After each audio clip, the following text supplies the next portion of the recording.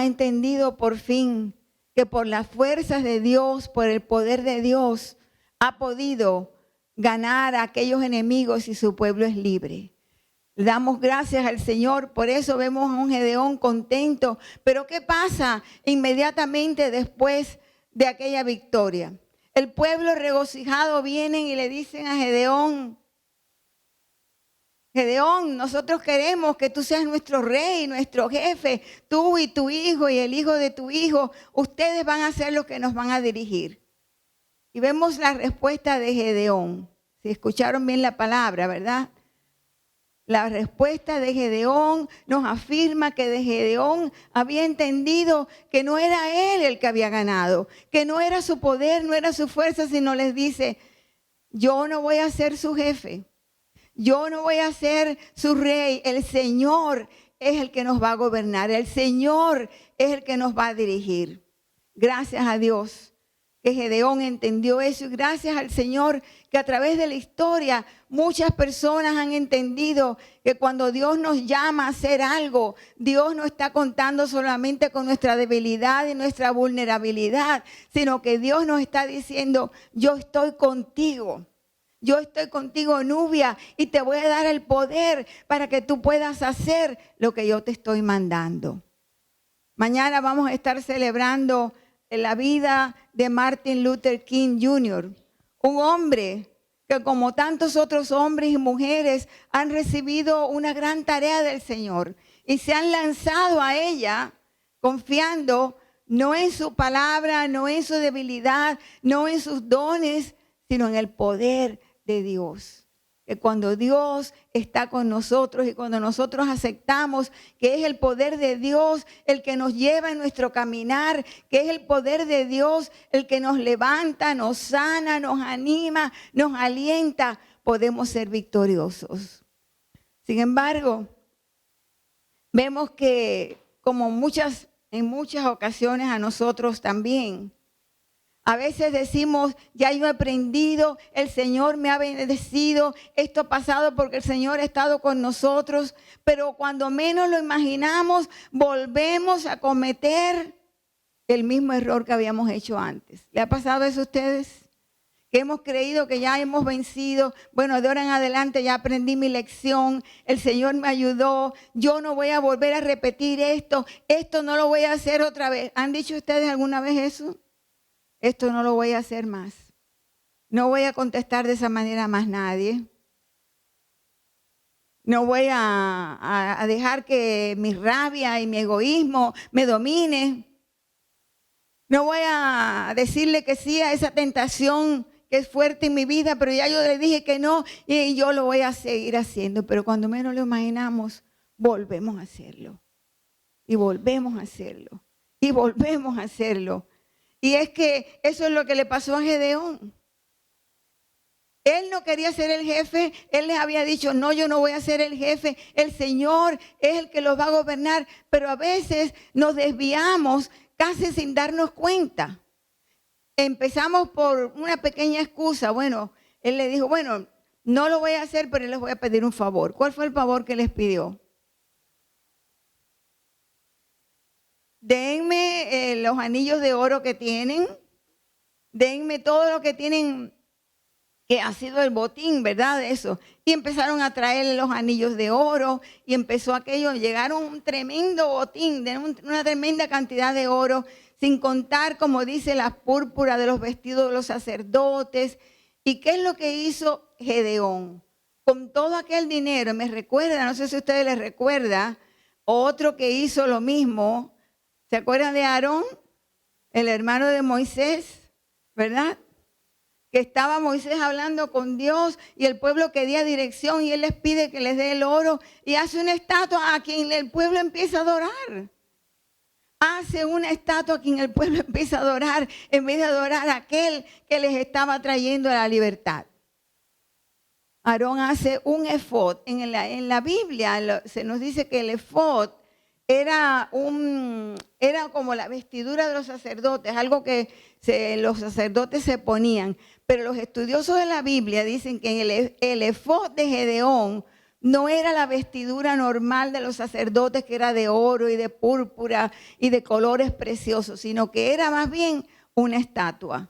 Una estatua preciosa con todo aquel oro, con toda aquella púrpura. Yo me lo imagino una estatua que destellaba cuando el sol le daba, ¿verdad? Y allí aquel pueblo, ¿lo hizo Gedeón a propósito? No, no lo hizo a propósito, pero sin darse cuenta, tomando el botín que habían, erigió aquella estatua, y poco a poco el pueblo empezó a adorar no al Dios que los había traído y les había dado la victoria, sino a la estatua de oro que no tenía ningún poder, a la estatua de oro que realmente era producto de violencia, era producto de opresión, era producto de una victoria que no había sido una victoria de manos humanas, sino era la victoria de aquel a quien ellos de verdad debían de adorar y postrarse y adorarle y alabarle, reconocer como el Señor.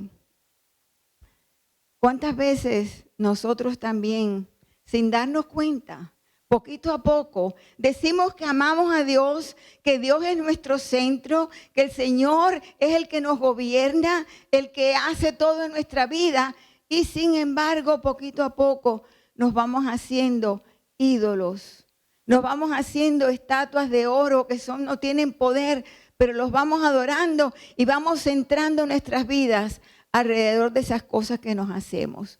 A veces los ídolos que nos hacemos pueden ser el trabajo, y giramos de tal manera y el trabajo llega a ser tan importante en nuestras vidas que lo es todo. Y cuando perdemos ese trabajo, perdemos todo. Y a veces hasta llegamos al suicidio, porque han conocido ustedes algunas personas que se han desesperado tanto por la falta que tienen, o por perder un trabajo, o por perder la popularidad, por perder la fama, por perder el lugar que tenían, que han llegado hasta el suicidio. Desafortunadamente, yo conozco algunas historias de eso. Nos hacemos ídolos que van reemplazando al Señor, que debe ser el centro de nuestras vidas. Yo no quiero gobernarles, dijo Gedeón. Yo no quiero tener ídolos, decimos nosotros. Pero a veces, sin darnos cuenta, hacemos ídolos de nuestros hijos, de nuestros compañeros, de nuestras compañeras, nuestros esposos, nuestras esposas, el banco que tenemos, la cuenta de banco o los estudios. ¿Cuáles son nuestros ídolos?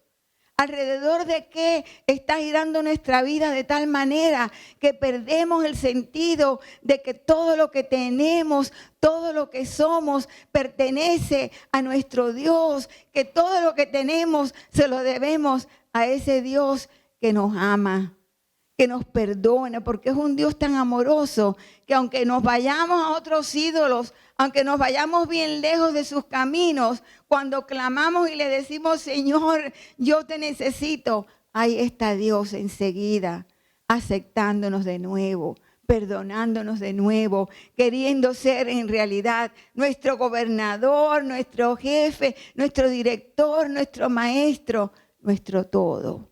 Ese es nuestro Dios, gloria al Señor. Pero lo que pasó con Gedeón puede pasar con cualquier persona, y lo vemos muy a menudo.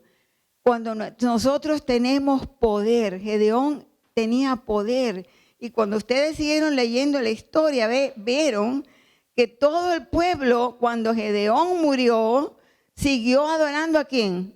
A Baal.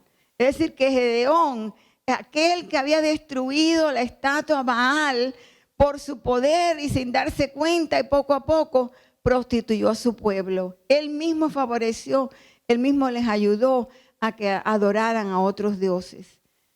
A veces nosotros decimos, pero ese fue el poder. Bueno, él tenía poder. Dice que Gedeón se le olvidó que el Señor era realmente la razón de su vida, porque nos dice, y es un parrafito bien pequeñito, que tenía muchas esposas, un harén, y tenía una vida realmente en abundancia, que todo lo que quería lo tenía. Es decir, que poquito a poco Gedeón, en aquel esplendor, como lo querían tanto, como lo alababan tanto, como lo seguían tanto, Gedeón mal usó su poder. ¿Han conocido ustedes personas que han mal usado su poder? Yo me imagino que todos enseguida pensamos en gobernadores, en tiranos. Todos los hemos tenido en nuestros países y los tenemos todavía en el día de hoy, ¿verdad? Hombres y mujeres que cuando han llegado a posición de poder han mal usado su poder y se han olvidado por qué están ahí, que es para bendecir al pueblo y no para destruir a sus pueblos. Pero todos, hermanos y hermanas, todos tenemos poder y a veces ni nos damos cuenta. Tenemos poder, los padres tienen poder con sus hijos. Tenemos el poder cuando somos, por ejemplo, los maestros tienen un poder. Las personas que trabajan en el banco tienen poder. Las personas que trabajan en las juntas de grandes empresas tienen poder. Los médicos tienen poder. Cada uno de nosotros tiene más poder. ¿Qué poder es el que tú tienes? ¿Y cómo estamos usando ese poder para manipular o para amar y aconsejar? ¿Cómo podemos usar esas cosas que el Señor nos ha dado? Porque el Señor mismo nos ha dado ese poder y tú tienes poder. No vamos a mirar al otro y decir, bueno, yo no tengo poder. Todos tenemos un poder. El poder de educar, el poder de dar ejemplo, el poder de proclamar al Señor con nuestras vidas, el poder de que hablábamos en la escuela dominical hoy, de vivir bajo los valores del reino del cual decimos que somos. Si es verdad que yo soy parte del reino de Dios, yo debo de reflejarlo en mi vida, en la manera como le hablo a mis vecinos, en la manera como me comporto en mi casa, en la manera como me comporto en la oficina de trabajo, en la manera como respondo cuando las personas me confrontan con algo que no me gusta, en mi perdón, en mi amor, en mi manera de hacer justicia o no, de no hacer justicia. Si es verdad que somos parte del reino de Dios, tenemos que vivir bajo los valores y ese es el poder que tenemos, el poder que el Señor nos da de ser tú en donde quiera que estés, un reflejo de ese Dios que es nuestro Dios de amor, Dios de justicia, el Dios que nos llama a cada uno de nosotros a hacer una gran tarea. Porque el Señor nos llama, no solamente llamó a Gedeón y a Martin Luther King Jr., nos llama a cada uno de nosotros a vivir como siervo del Señor, a vivir como reflejo de ese amor de Dios, a vivir con los valores del reino, de manera que, como dijo Jesús, donde quiera que estemos, seamos la luz del mundo. ¿Verdad que lo dijo Jesús? Y el Señor Jesús dijo, ustedes son la luz del mundo, pero no para que la escondan, no para estar en la casa solamente, no para los domingos nada más, sino ser luz del mundo allí cuando hay problema en tu trabajo. Ser luz del mundo cuando ves que alguien está abusando de otra persona. Ser luz del mundo cuando ves que alguien está siendo infiel a Dios. Ser luz del mundo cuando ves que hay llanto, que hay dolor. Ser luz del mundo. La tarea del Señor que nos pone en nuestras manos nos da poder. Porque el poder que nosotros tenemos no es nuestras propias fuerzas. Tenemos el poder más maravilloso que podamos tener, el poder de Dios. Para que podamos decir, no es por mi fuerza, sino por ti, Señor, por el amor y el poder de nuestro Dios. Qué distinta la historia de Gedeón, ¿verdad? Me da tristeza, ¿no les da tristeza a ustedes ver cómo después que llegó a tanto conocimiento, él mismo fue instrumento de que su pueblo abandonara a Dios por el poder, por el mal uso del poder, por el egoísmo, el creernos que soy yo, que soy yo. Sin embargo, vamos a mirar la diferencia con esta otra historia. Nubia, lee el pasaje del Evangelio.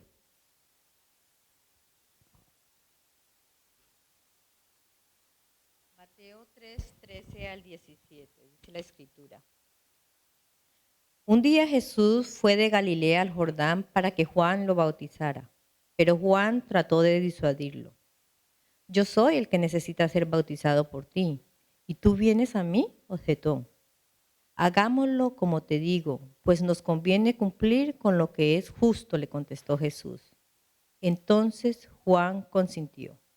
Tan pronto como Jesús fue bautizado, subió del agua. En ese momento se abrió el cielo y él vio al Espíritu de Dios bajar como una paloma y posarse sobre él. Y una voz del cielo decía, este es mi Hijo amado, estoy muy complacido en él. Palabra de Dios. Palabra de Dios. Esta es la historia del bautismo de Jesús. Y ustedes todos conocen a Juan. ¿Quién bautizó a Jesús? Juan el Bautista. ¿Recuerdan a Juan el Bautista, aquel señor que también Dios mandó y bendijo y por el Espíritu Santo nació de Elizabeth, una mujer estéril? ¿Se acuerdan? Primo de Jesús. Cómo el plan de Dios para Juan no era que iba a ser él el Mesías, sino que él iba a preparar el camino para el Mesías. Y vemos que cuando Juan nació y creció, llegó a ser un predicador tremendo. Nos dice la palabra que predicaba en los desiertos, en los desiertos, en los bosques, en las afueras. Y la gente venía, las multitudes venían y él los llamaba a arrepentimiento. Les predicaba el amor de Dios y el Mesías que iba a venir muy pronto, preparando el camino al Señor, y los bautizaba. Pero los seguidores de Juan eran tremendos. Juan popular, un predicador que todos conocían. Es más que aún ya Jesús en su ministerio, todavía Juan seguía su ministerio. Pero viene cuando Juan ve a Jesús, que viene a bautizarse, Juan, fiel a su plan, al plan que Dios le había revelado, no le dice, sí, te voy a bautizar enseguida y que bueno, mira como el Señor Jesús viene a bautizar. Al contrario, Juan reconoce que el Señor Jesús, que el que viene, tiene poder, que es el que él le había anunciado, que entonces se humilla y le dice, pero Señor, ¿cómo yo te voy a bautizar a ti si tú eres el que tienes que bautizarme a mí? Reconociendo que el poder de Dios era el único y el verdadero, que era ese poder el que él tenía que someterse y doblar su rodilla. Y el Señor Jesús, que era el Hijo de Dios, alabado sea el Señor. El Señor Jesús, que era el verdadero Dios, que era el que tenía poder, no le dice a Juan, tienes razón, sino le dice, no, yo quiero que tú me bautices. Un Jesús humillado, el poder de Dios enseñándonos humillación, dádiva, entrega. Bautízame porque ese es el plan de Dios. Porque así es como Dios lo quiere, que tú me bautices. Y se abren los cielos cuando aquel bautizo y Dios le dice, este es mi Hijo amado en el cual yo me complazco. Este es mi Hijo amado. Qué linda historia. El comienzo del ministerio de Jesús. Dos hombres alzados por Dios. Juan el Bautista, el Señor Jesucristo. Los dos humillándose ante el gran poder de nuestro Dios. Los dos sometidos el uno al otro, diciéndoles, en el nombre de Dios estamos aquí, porque Dios tiene un plan para nosotros. Y el Espíritu de Dios complaciéndose en esa entrega, en esa humillación, en esa confirmación de que no es por nuestras fuerzas, no es por nuestros dones, sino por el poder de Dios que está en nuestras vidas. Mi invitación para nosotros hoy es aceptar, escuchar el llamado de Dios. Dios tiene algo para cada uno de nosotros. Cada uno de nosotros tiene algo que Dios está esperando que hagamos. Cada uno de nosotros es un hijo, una hija de Dios y tenemos al mismo tiempo que Dios espera de nosotros que seamos siervos fieles de su reino, nos da a nosotros también el ingrediente que necesitamos. Y el ingrediente que necesitamos, ¿cuál es? Su presencia, su espíritu, su poder.